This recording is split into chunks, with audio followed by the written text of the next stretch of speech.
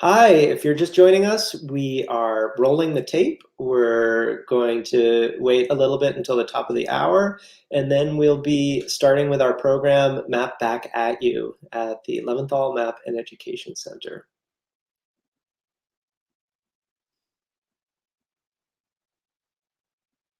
Good morning, good afternoon, good evening, depending on which time zone you're coming in from. Again, if you're just joining the stream on YouTube or Facebook Live, we are going to start in about a minute or two after people have a chance to file into our virtual auditorium. This is the Leventhal Map and Education Center, our afternoon presentation, Map Back at You.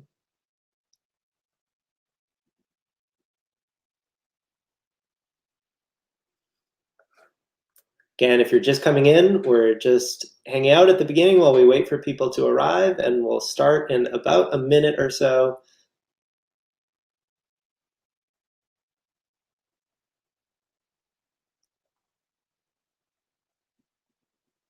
You can imagine the sound of people filing into an auditorium and silencing your cell phones, or all of the things that we used to do long ago when we would host events in person. Not nearly so realistic here on YouTube and Facebook, but we'll start in about 30 seconds with our program on Map Back at You.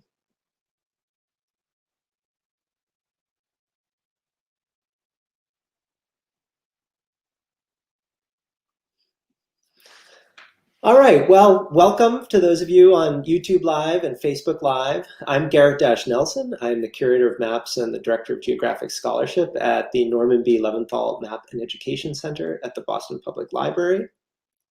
Today we're going to be talking about a new project we've been working on, a project called Map Back at You, where we've worked with community partners to create persuasive maps. Now, what do we mean by persuasive maps? This project is part of an exhibition that we launched last spring online. It was moved from our physical gallery to our online gallery spaces in the wake of the COVID pandemic. And that exhibition is called Bending Lines, Maps and Data from Distortion to Deception.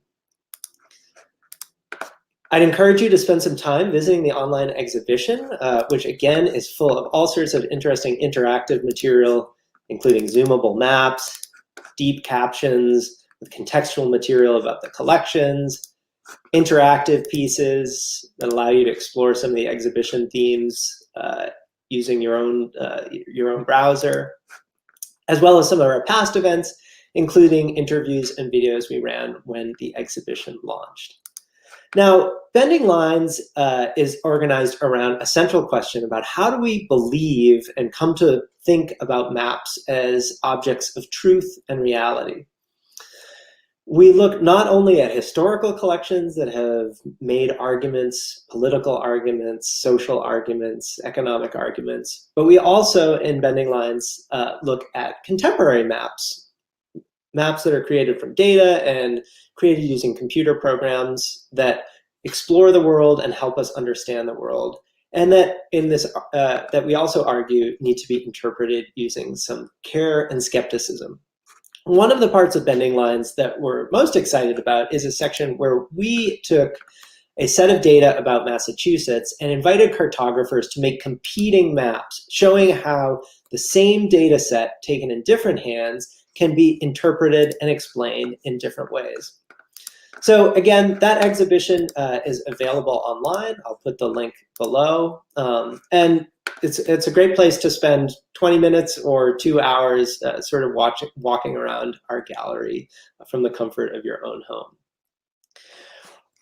As the exhibition wore on, one of the things that we wanted to show is that maps can be used in not only promoting sometimes deceptive purposes, but also making good arguments, that maps are just like words, just like speeches, in that they can be used to convince people to do things. And so we've begun partnering with community organizations to make maps for them. Make maps that make arguments, make maps that take data and raw information about the world and present them in a narrative way, in an argumentative way, in order to make a point. Today we're going to be talking about the first of these Map Back at You exercises, and I'm really thrilled to have two representatives of our community partner on with us today, Betsy Tarlin and Christina Severin. They're going to start by talking a little bit about their organization, and then we'll walk through the process of making a persuasive map, how we picked out data sources, how we modeled and visualized those data sources, and how we concluded with a map that makes an argument, a persuasive map for the present day. So hi, Betsy. Hi, Christina. It's nice to see you here. Thank you. Hi, Garrett. It's nice to see you. Thanks for having us. We're excited to be here. Great. Christina, let's turn it over to you first to tell us a little bit about your group and the work that you do. I'm going to bring your presentation up on the screen share here. Give me 1 second. Okay. Oops, am I presenting you? I'm not presenting you. Sorry, that's my fault. I'm sharing 2 windows at once.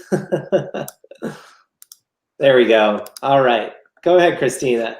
You know, we are all extremely forgiving for any technical difficulty that anyone has, because we've all been there time and time again over the last, what we'll be calling year. Exactly. So again, thanks for having us. We're excited to share the work that we did together that was so instrumental in moving our work forward. So I'm going to go ahead and get started. And when I'm done, I'm going to hand it over to my wonderful colleague, Betsy Tarlin. So I want to tell you about how the Federally Qualified Health Center, or FQHC, Telehealth Consortium, collaborated with Gary, your organization, to create a map that could present critical content that we had in a very compelling and visually interesting and ingestible manner. I'm president and CEO of an organization, a nonprofit organization called Community Care Cooperative. And when the pandemic started, we partnered with another local nonprofit organization representing health centers in Massachusetts called the Mass League of Community Health Centers. And together we started the FQHC Telehealth Consortium in order to support building and sustaining telehealth, meaning telephone and video, capabilities for both health centers and for patients who get their care at health centers. The main objective here was to ensure that patients continued to get needed care. This consortium has 35 federally qualified health centers serving just over 700,000 patients throughout the Commonwealth. On the last slide, you can get a map of where these health centers are throughout the state. I know it's a little bit hard to see. It's hard to read this copy right now. However, I think that by looking at this map, you will get the key takeaway, which is that the 35 health centers who participate in the FQHC Telehealth Consortium are dispersed throughout the Commonwealth. We have a large concentration in Metro Boston, but they also go from the furthest eastern part of the state and in Island Health on Martha's Vineyard, all the way out through Boston, Worcester County, north, south, and all the way through the Berkshires, represented out in Pittsfield and other areas in the West. This graph, this bar graph, gives you an idea of the individual patients served by these health centers by the consortium. So you can see that is a majority people who are non-whites. You can see the percents that are Latinx and identify as Black or African American. You can see that those who are at only 100% of the federal poverty line or below is 60%, right? And that, generally speaking, 100% of the FPL is far below Medicaid eligibility. Generally speaking, Medicaid eligibility for an adult starts at about 133% of the FPL, And in Massachusetts, for kids and for other populations like adults who have issues with long-term unemployment, that eligibility goes up to 300% of the federal poverty line. And then you can see that although we have many, many patients who are bilingual, about 35% prefer to speak in a language that is not English. So this is a thumbnail sketch of the key accomplishments to date. Of course, we've been working on this since last March, so the long list of accomplishments to date is a different hour that we could spend together talking through all of the details of what the consortium has done.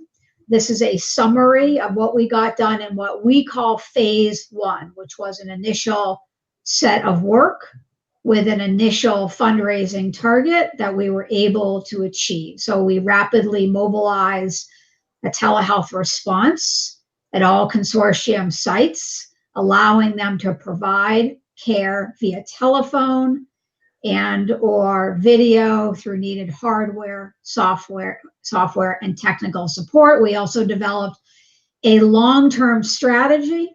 We call that a maturity model for all 35 health centers. And then we did an assessment against where those health centers wanted to be in the long term against where they currently were, allowing us to create a gap assessment for each of the 35 health centers. We also created sort of a technical know-how manual. We call it the telehealth playbook, and offered that as a living document in addition to offering practice coaching and consultative supports. We also, as you just saw a glimpse of, have thousands of patient satisfaction surveys measuring satisfaction and outcomes with these telehealth modalities. We also, for those surveys, have been able to include race, ethnicity, and language, which has allowed us to do a lot of robust slice and dice of those survey responses by race, ethnicity, and language. And we piloted use of smartphones, Wi-Fi connectivity to over 1,300 patients to date. And so, having closed round 1, we have now commenced on phase 2. We're doing a second campaign. We have a new fundraising target. We've gotten a quick start on that. We're already over $4 million into the second campaign, which will fund a phase 2 scope of work. Hopefully, by the time we've completed phase 2, we have brought all of those 35 health centers into, you remember I talked about creating what the promised land would look like and then measuring everybody's starting point and coming up with a gap assessment. Well, we're using those gap assessments to create robust project plans. We're supporting health centers as funds come in. Currently, we're piloting with 9 to really wrap them with capacity and support to be able to organize a comprehensive project plan to implement a path to create durable and sustainable telehealth services for these health centers, which would include wide-scale adoption of video capacity, a way to evaluate our work, and a way to evaluate whether we have indeed helped promote health equity through narrowing the digital divide.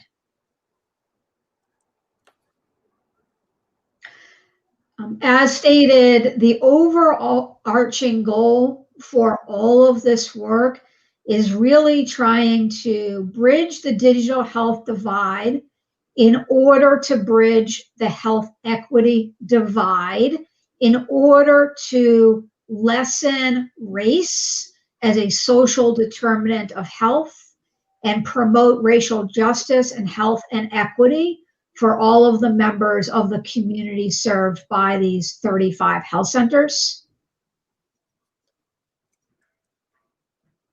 This is a plot graph that is showing, as you go left to right, by census tract, the percent of the population in the census tract that is white, And then going from the bottom up is the percent of that census tract with access to broadband.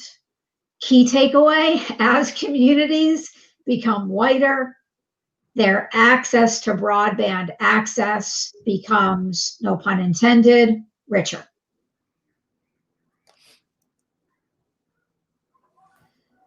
This is a slide that gives you an overview of the impediments experienced by non-white and non-English speakers as opposed to white English speakers in terms of their ability to access video.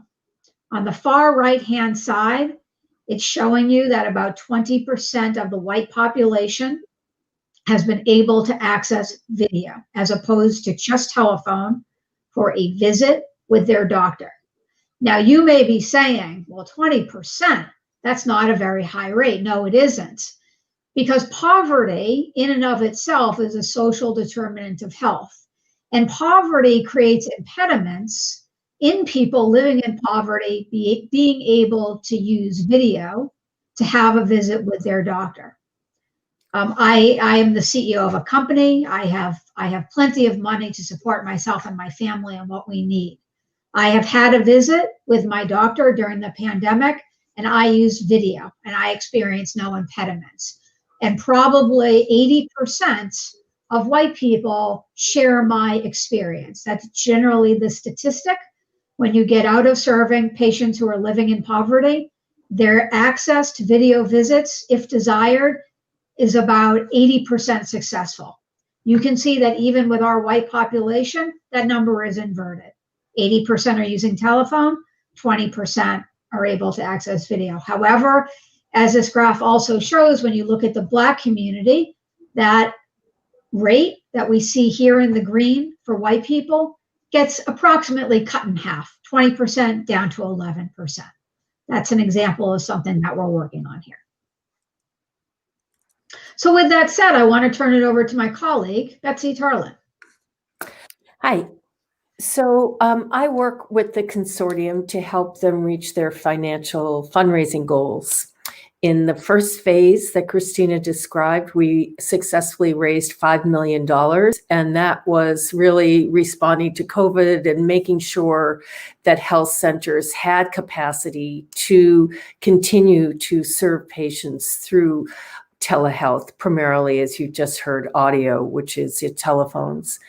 And that required getting phones to people who didn't have phones that could be used for telehealth, and also providers, helping them understand what they needed to do. And it was very intense and very complex, and we are thrilled that we were able to reach our goal and keep those health centers going and keep patients being seen. But we did learn that the goal of providing a sustainable and robust telehealth service for community health centers is far more complex and requires far more human and financial resources. So we started out to do phase 2, which Christina just outlined. And one of the things that we needed was a visual that would really show what Christina has showed on numerous slides that are fairly dense, a picture that would be easy to look at and see, that would tell our story, that there is a digital divide in Massachusetts that prevents people from accessing telehealth when in-person visits are difficult or impossible. So we came to Garrett with this problem and asked him to work his magic and see if he could come up with a visual. And I'll turn it over to Garrett and let him explain the process that we went through. Great, thanks, Betsy. So as you've heard from Christina and Betsy, this is a group that's doing excellent work around bridging the health access divide, a divide that's been heightened, of course, by the COVID pandemic. And so the question became, how do we take a map, which is an inherently spatial form of displaying information, and pick out all of the complicated factors, some of which you saw in some of the graphs that Christina showed, but then to sort of distill that, again, as Betsy noted, into kind of single argument, something that shows both the spatial challenge of where are people being underserved by access to telehealth, how does that relate to other socioeconomic factors like race and income, and then where is this group providing an opportunity to overcome that divide, right? So we wanted to put together a map that both showed the scale of the challenge as well as the beginnings of the successful attempts of this group to address those challenges.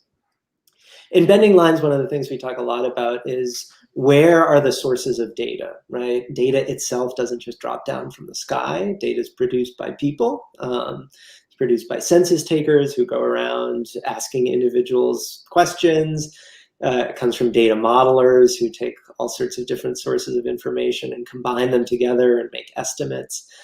So one of the first things that Betsy and I started talking about was what are the kinds of building blocks that we'll use for our map?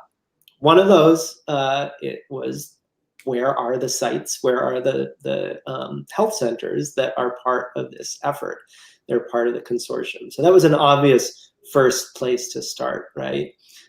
Betsy, do you want to say anything about the list that you guys keep? So it's interesting. Christina's talked about 35 health centers. Well, many of those health centers have multiple locations. Yep. So we actually have 107 locations where patients can get service. So that was another complicating factor, that we're dealing with 107 locations. I mean, as you could see in our beginning map where we showed 35 locations around the state, if we were to triple that, it would be useless and unreadable. So that was another problem we went to Garrett to help us solve. So there was one kind of anchor for this map, right? Where across the state of Massachusetts, the Commonwealth of Massachusetts, are these health centers located?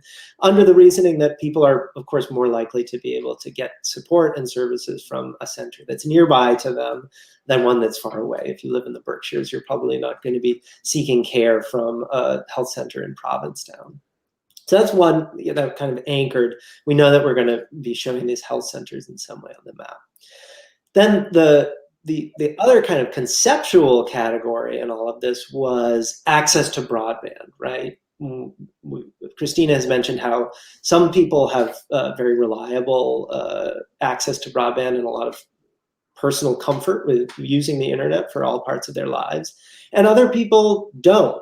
And there are multiple reasons for this, right? There's age as a factor in people's access to broadband, the physical installation of broadband networks and broadband carriers can be a barrier as well. And then race and income, of course, are variables that affect whether or not people have a reliable broadband connection. So we wanted to think about how do we show all of these things on a map in a way that doesn't become just a kind of mess of colors and of competing information. And that's certainly something, as we think about the Bending Lines exhibition, is how to map simplify the world, right? The world is full of all sorts of complicated geographic phenomenon, right? At all sorts of scales, from the neighborhood to the state to the world. And any map is going to have to make choices about how to reduce that down and how to simplify it, right? So even when a map maker is not trying to be tricky, not trying to be sneaky, not trying to be deceitful, they're still going to have to make choices about, I'll show this using this visual language, and I won't show these other things in order to draw out the conclusions or the arguments that I want to make on the map. So one of the first things that we looked at are where is there information about broadband access? One of the things we looked at first is, okay, so how about actually broadband service in Massachusetts? And it turns out Massachusetts is actually fairly well served by broadband providers. There are some parts of rural Massachusetts that have limited or even no broadband service, but those don't necessarily match onto some of the questions around communities of color or low-income communities. If you live in Boston, there is the physical infrastructure for broadband. That's no longer the problem. The problem becomes, can you afford it? Do you have access to it? Do you have access to credit? All these other things that are maybe not the sort of technical limitation of, is there literally a cable line or a DSL line that you can plug into? So we decided that we wouldn't include just, like how many broadband companies are there and where do they serve? Not because it's not important, but because it maybe wasn't the most important variable in this case. And so we want to look at actually how many people do have broadband, regardless of whether they can or cannot get it. Who actually does have broadband, and how is that distributed throughout the state? So I'm going to take you through a little bit of our kind of data exploration as we started to explore this question. And again, thinking about this process in our work with Betsy and Christina and their team, it wasn't like, oh, this data set's just there, we'll just, we'll plop it on a map and then, project's done. Instead, it was thinking about how do we draw on different sources of information, how do we collect it together, how do we figure out what it is that exists, what kinds of information will service the argument that we're trying to make. So let me share really quickly here. So this is data that's just kind of straight from the American Community Survey, which is a big data program of the Census Bureau. And what this shows in varying shades of red is what fraction of the population, or actually in this case, what fraction of households have a installed broadband access line to their household. So if you look at this at the scale of Massachusetts, you see some big areas out here in Western Mass, right, that are relatively underserved. You can actually see on the left here the legend that these lightest colors, any census tracts with less than about 73% of their households with broadband. So the flip of that is, what, 27% or more of households that don't have broadband. And you can see some of these rural areas. But if you zoom in, you'll also notice places like, here's Springfield, quite a few tracts with limited broadband access. Or if we go over to metropolitan Boston, you can see that there are quite a few scattered around in there as well. And here's a case where we run into a sort of map-making trick, right? If you look at the scale of Massachusetts, these big tracts out in Western Massachusetts look like really important, right? Like, well, those huge areas of the state that have relatively limited broadband. But there's also relatively few people living there. So if we think about the number of potential households that a group like this might want to reach, visually, this kind of overrepresents large, thinly populated rural areas, whereas, you can barely even see metropolitan Boston at this scale. But if you zoom in, again, each one of these census tracts, a census tract has usually about 3,000 to 4,000 people in it. Each one of these census tracts are places that also have quite a few number of households without broadband. The other thing about this data is it's fractional, right? So, these dark red areas might have 90 to 93% of their households with broadband. But just because you live around a bunch of other people with broadband doesn't mean that you yourself get it, right? So let's say that you're an elderly person who doesn't have access to broadband.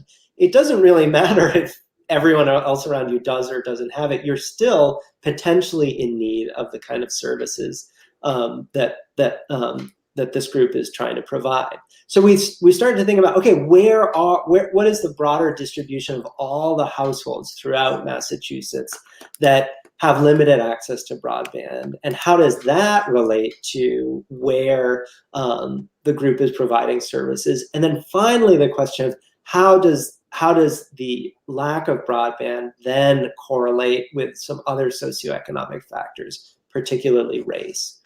And what we ended up on after a kind of iterative process of looking at different designs and look at different forms of visualization is this map, which Betsy and I will take you on a tour through. So Betsy, you want to say a little bit about how we got here? Well, what we wanted to show was the correlation between population, broadband, poverty and our health centers. And it was a very tall order. And every time we layered something on, Garrett was just there saying, oh, okay, yeah, no problem. Yeah, that makes sense. And we were like overwhelmed. So here you can see that he has, that there are many red dots, and the red dots represent 50 households without a broadband connection. And a blue dot or star shows one of our 107 FQHC health center locations. And then he drew a circle around each of the health center locations to indicate a 5-mile radius, which was, where the population could easily get served from that health center. And voila, you have this map. And he's already talked about one of the things that's interesting is most people think of broadband access as a lack of access as a rural problem. But as you can discover, and Garrett called attention to it on this map, that in Springfield alone, more than 13,000 households have no broadband access. And the same is true in Massachusetts and in Worcester and in New Bedford and other cities throughout the Commonwealth. So what he did in the legend in the lower left was do a sort of summary, which was to show that access to broadband is correlated with race and socioeconomic status, and that 1 in 4 households in my majority non-white census tracts do not have broadband versus 1 in 8 households in white census tracts. And so many of us think of the social determinants of health as home and food security and whatnot, but and that is true. And we are introducing another social determinant of health that we have identified in today's environment, which is access to broadband, because so much of healthcare is now and going forward going to be provided by access to telehealth. Thanks, Betsy. That's a great overview of this map and calling out some of the key features. And so thinking about, like, as a cartographer, how do you make some of these argumentative choices, right? So Betsy pointed out here how we've decided to symbolize lack of broadband is what we would call in cartography a dot density map. So each one of these dots is representing 50 households without broadband.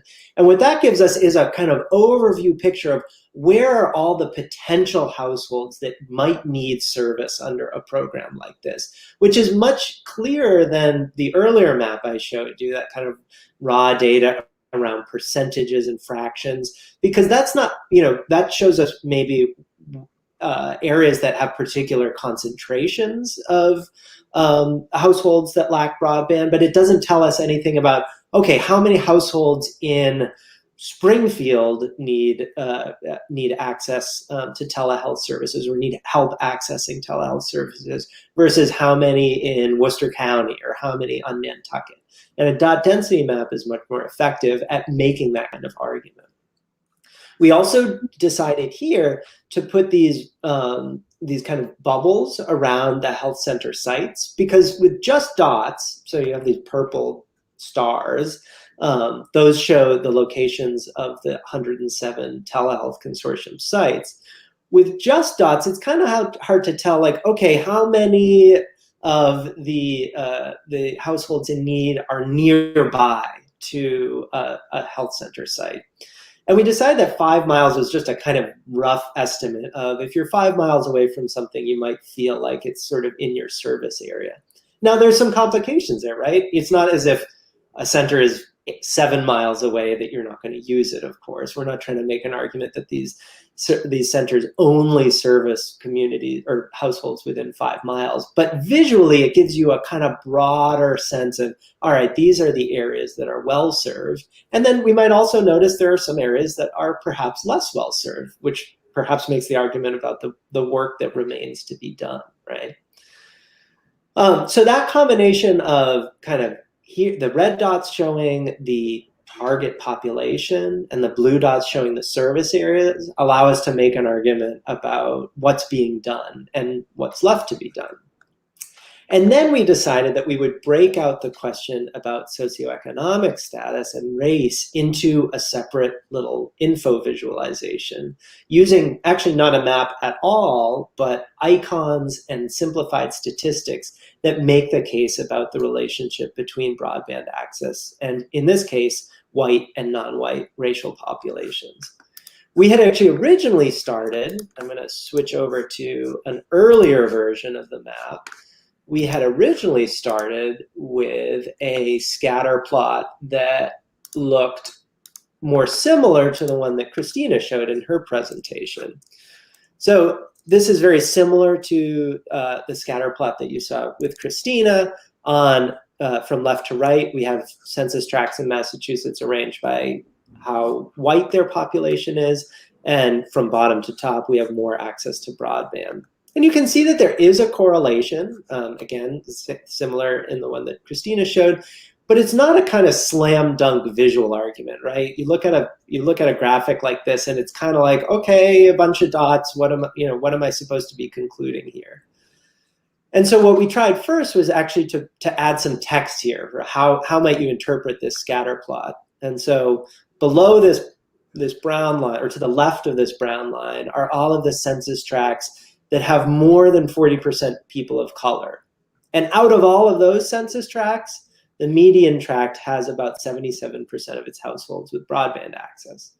And by contrast, on the far right, these are all the census tracts that are very white, more than 95% white, and they have a much higher median level of broadband access, 87%. But it's still a little visually clumsy, right? You look at this zoomed out, and it's a little hard to tell at a glance, like, what's going on here? What kind of conclusion should I make from this? It might be a very effective type of chart if you're doing a careful demographic study. But again, thinking about the kind of communicative aspect of maps, what kind of audiences are these trying to reach? We were trying to produce a map which makes a very clear case about the need for this kind of work and the need for further alignment with this kind of work together with issues of racial justice and of expanding access across racial barriers. And the scatter plot just didn't feel like it was making that point effectively. So that's why we experimented instead with what we eventually got.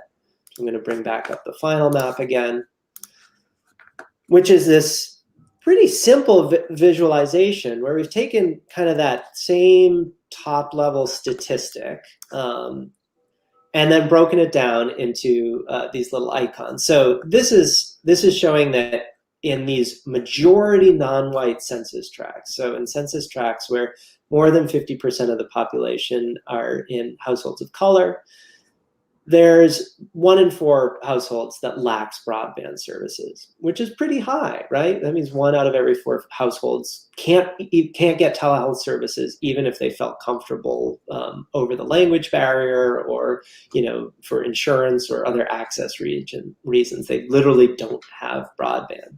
And meanwhile, in very white census tracts, the ones that are more than 95% white, that number is much smaller. It's still there. There's still 1 in every 8 households that lacks broadband, which is not insignificant and suggests that this kind of work has to be done across racial divides, that it's also important to do in rural white communities and white communities that have a lot of elderly population, but that race is certainly a confounding factor here, and that living in a minoritized district or minoritized census tract, one that has historically experienced systems of oppression or systems of marginalization, those are likely to compound some of the issues that you can see in the aggregate on the map, which itself doesn't have race, right? We may know that in a state like Massachusetts, non-white populations tend to be concentrated in more urban districts like Boston or Springfield, but this map itself isn't showing race, right? So a red dot in Springfield could represent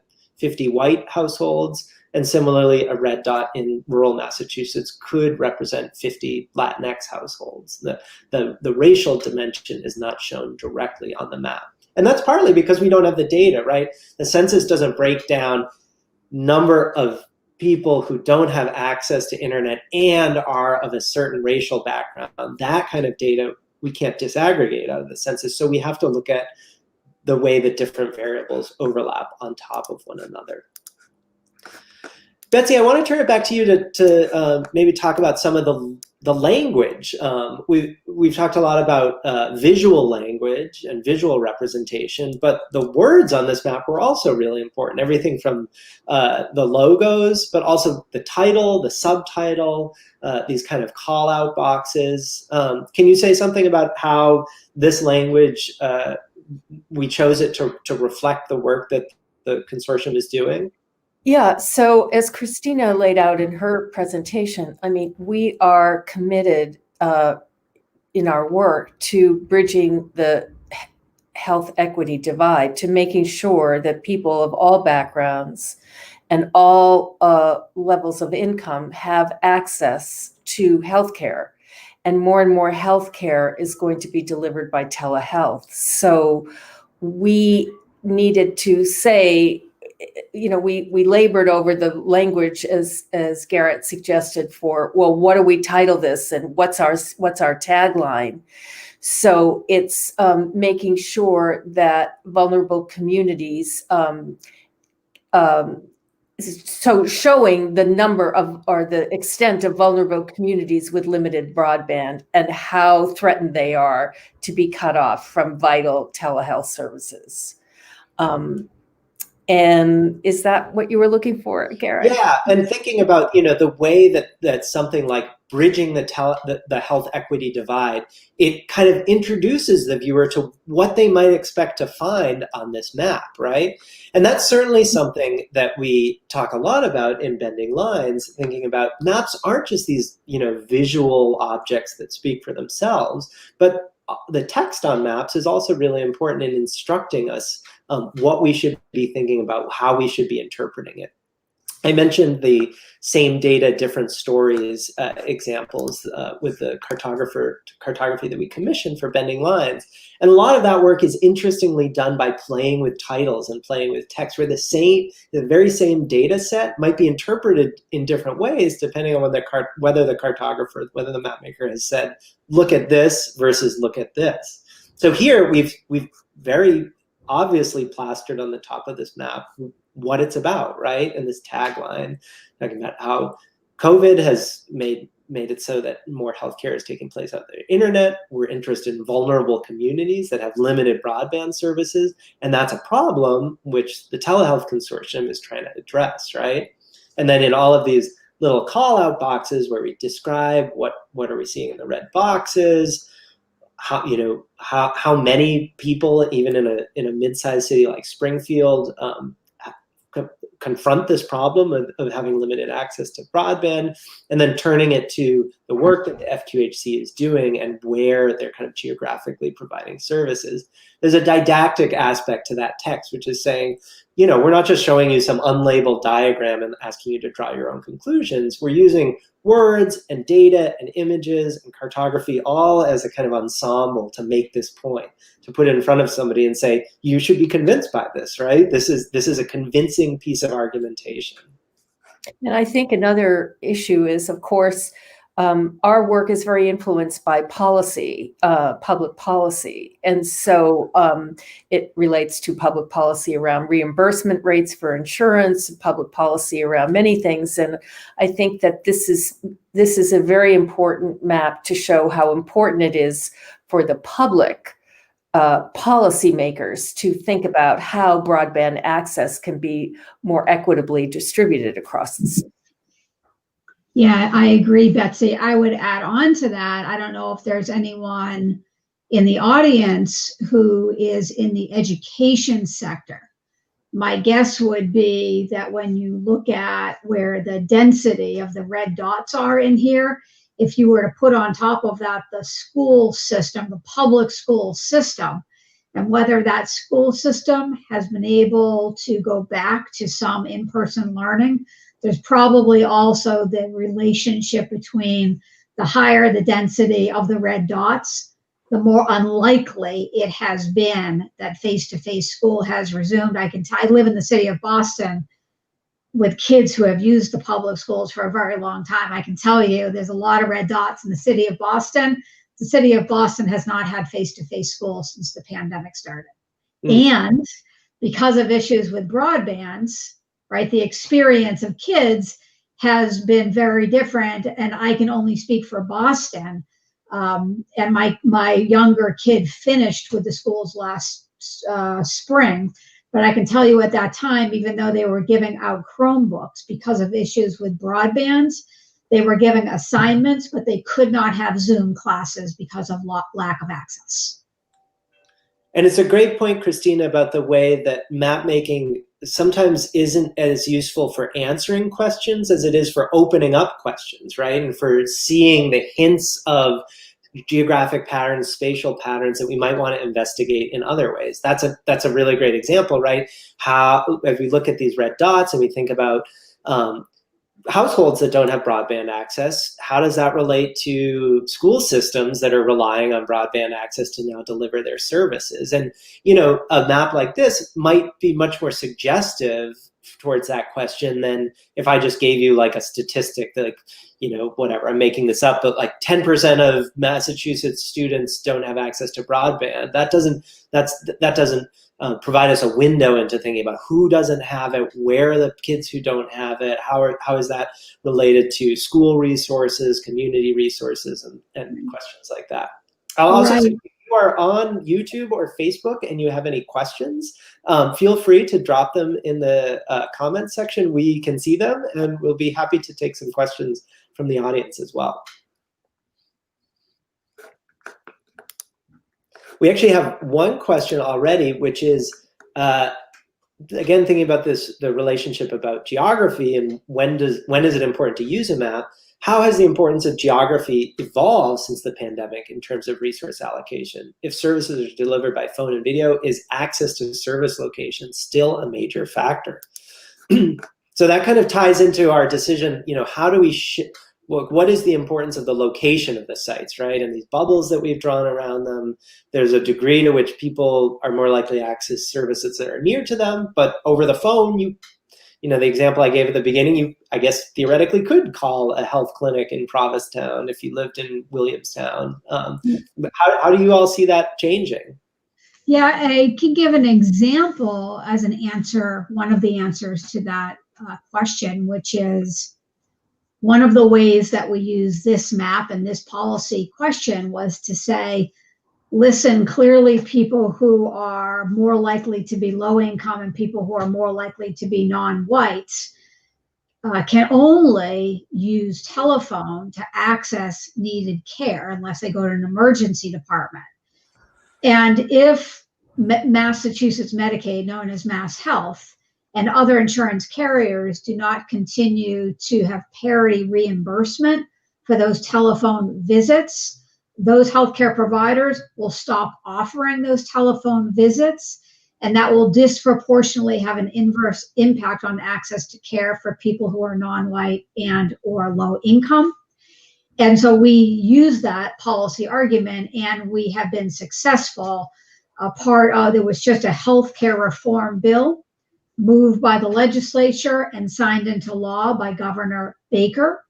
And that law included covering telephone visits for behavioral health conditions in perpetuity,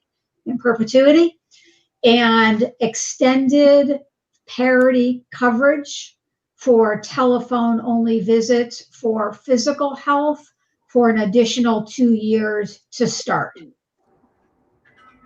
So that's an example of how this has influenced policy.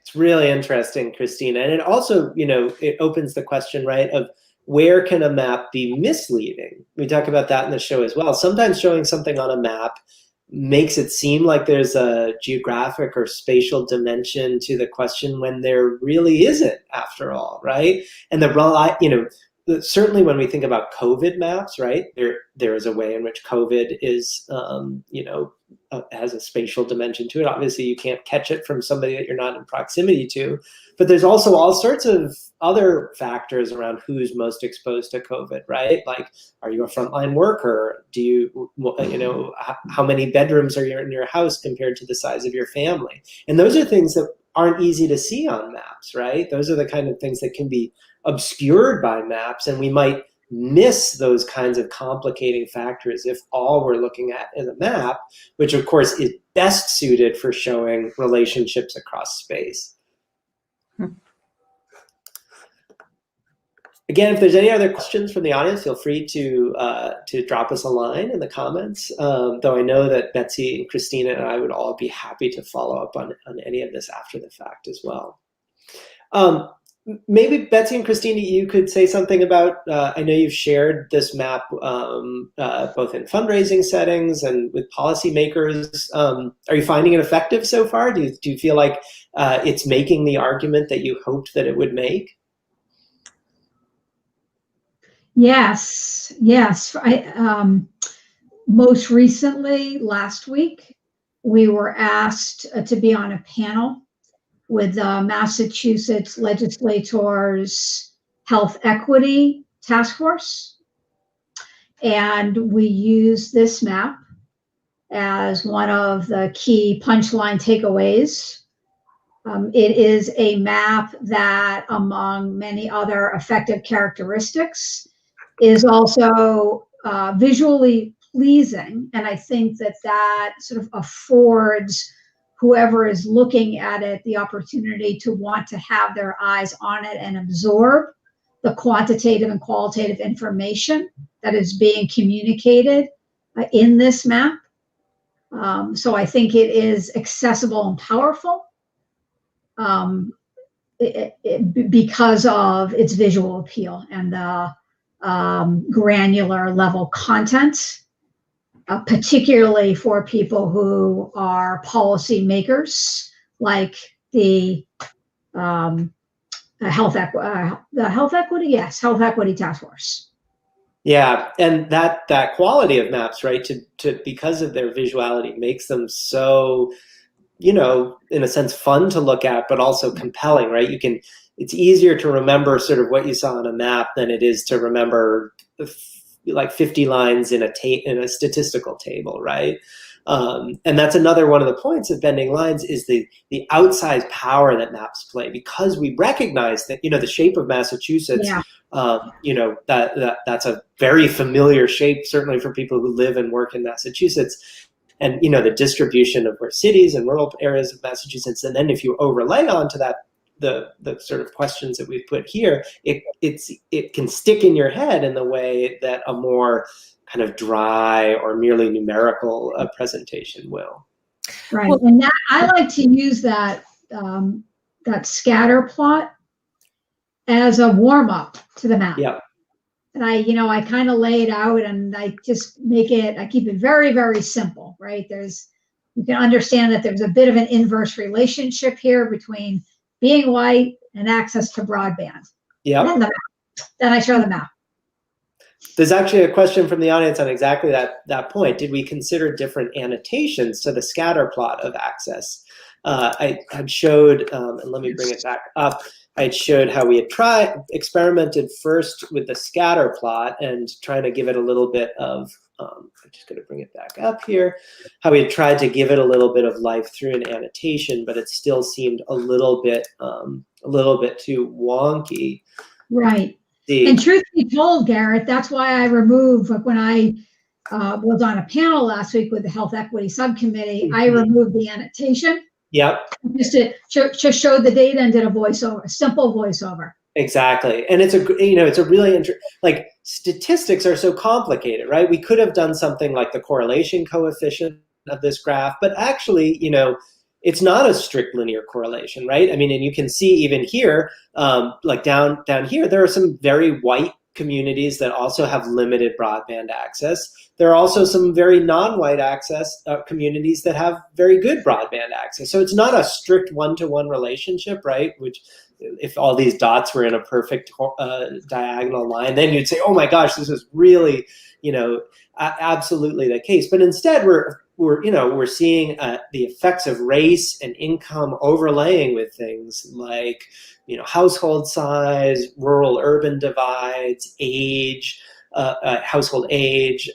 So that's why trying to pick out something like this to say that on the whole, if you look at heavily non-white census tracts versus heavily white census tracts, is definitely a meaningful difference. It's picked up in the data. We tried to kind of pull out that key statistic. But again, there's all sorts of different ways you could slice any set of data, right? We could have used medians, we could have used means.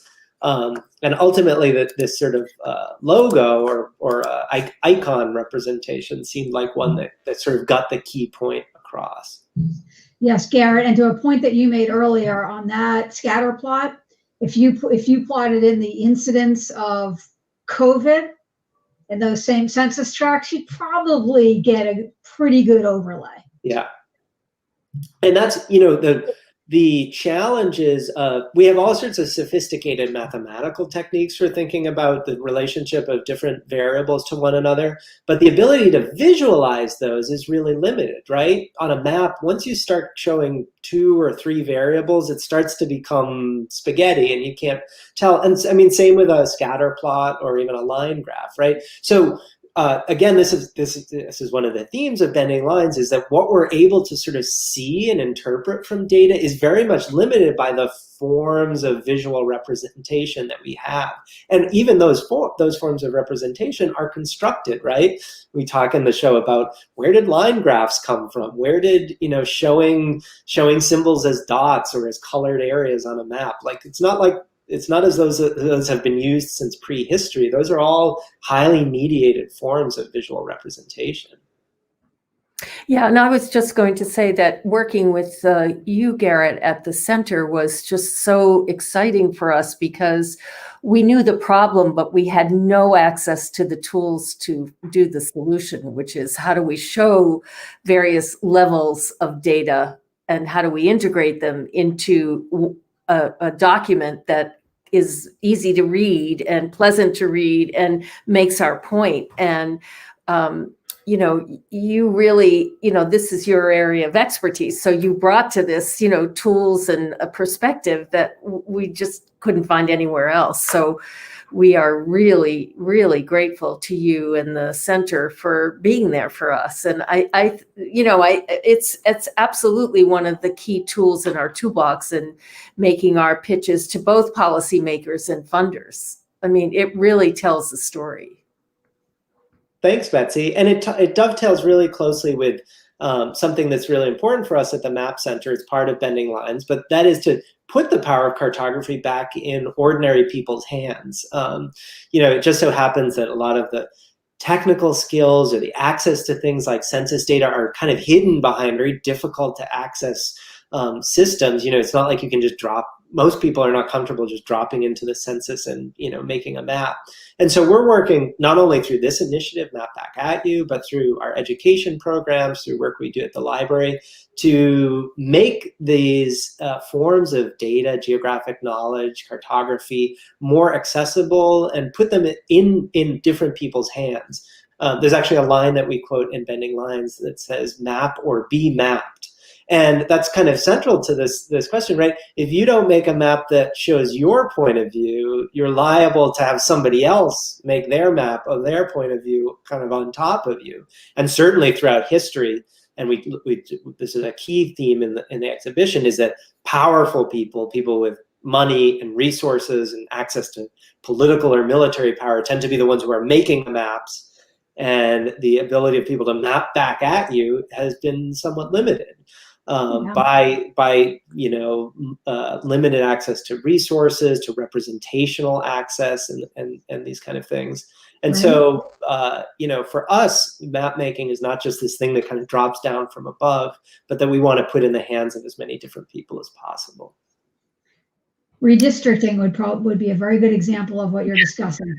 Yeah, in fact, we one of our episodes from our opening series focuses on the topic of redistricting. Also, I've been surprised at the number of people who actually just love maps. And you show this to them and they go, oh my God, I love maps. This is so great. So I think there's a lot of appreciation for doing the work for them so that they can see it in a simple format. And I'm one of those people who loves maps, and I've discovered there are many, many others. So it's a very useful tool, yeah.